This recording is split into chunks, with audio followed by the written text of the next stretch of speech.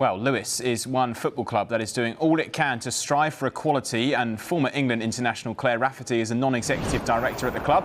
I'm delighted she joins me now. Claire, a very good afternoon to you, and thank you for joining me here on Sky Sports News. Happy International Women's Day as well. Are you doing anything in particular to celebrate, and what does this day mean personally to you? I think there's no better place actually to be down here at Lewes FC, as you mentioned, on International Women's Day. What a fantastic opportunity to celebrate the amazing women from all different walks of life.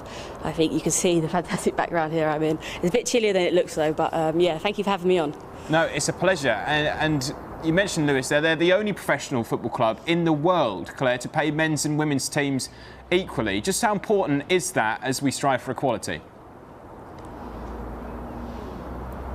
Look, I think, it's almost about setting an example, right? I think Lewes FC, they really are striving for that pay parity. They're really setting a precedent, and I think, look, it's an opportunity for other clubs to take note and really look at the great work they're doing behind the scenes. It's not just about the pay parity, it's about infrastructure, facilities, it's about getting fantastic brands on board like Lyle and Scott, and I think, they really are setting a precedent. You must be very proud to be involved in a club that's done that, Claire. Yeah, I am, and when they asked me to be a non-exec on the board, I really did jump at the chance. I feel quite proud and privileged for them to actually ask me. But I think it's about using the platform and actually spreading the word. I think if you don't know and if you don't see it and if you don't hear about it, no one's really going to take notice. So it's about taking them opportunities, really shouting about what they're doing, and I think that's hopefully what I can do. You've been involved in football for a long time, Claire, in your playing career as well. Have you seen a change in your time up to this point? Look, the landscape actually of women's football has totally changed. It's unrecognisable actually. I retired 2 years ago now, and I think the changes for me is the number of fans in the stadium, the buy-in from brands. I think that the spectators, the fact that people are buying merchandise, you can buy the shirts with Lyle and Scott on, people's names on the back, and I think that for me is a real fantastic thing to see, and I really, really do hope it just continues to grow like that.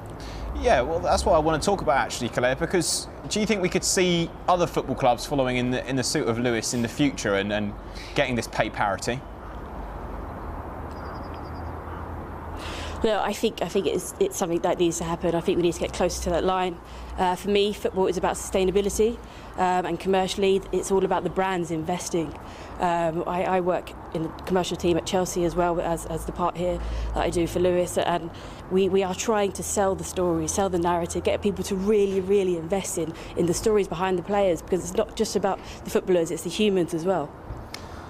Now, this is something which I think will shock many people, Claire. 100 years ago, women's football was banned, and it lasted for half a century. You've done a video on this. What did you find, and how did that actually make you feel as a female footballer as well?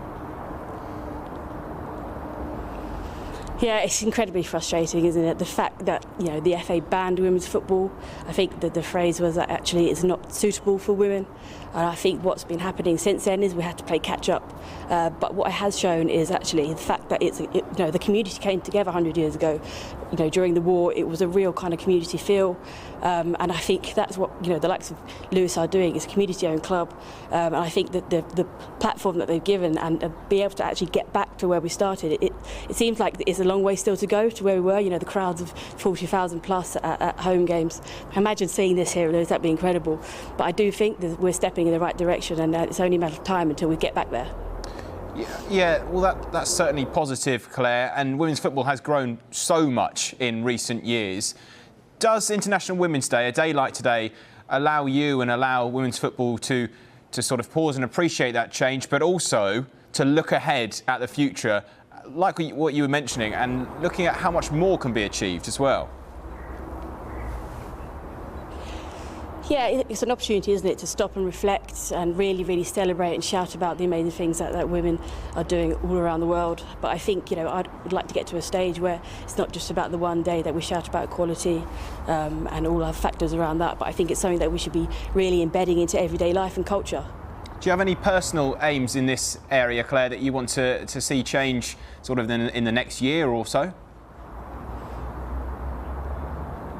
Yeah, for me, it's about more brands coming on board, more investment, more TV exposure, more people celebrating and talking and really getting in and underneath the skin of women's football. For me, I'd like to be able to lead that way. I'd like to think I have somewhat of a voice in that, having played and seen the game really change. And I think the experiences I've been through from the bottom to the top, I really do hope that I can use that platform and I can really inspire other women to use their platform to really change the game.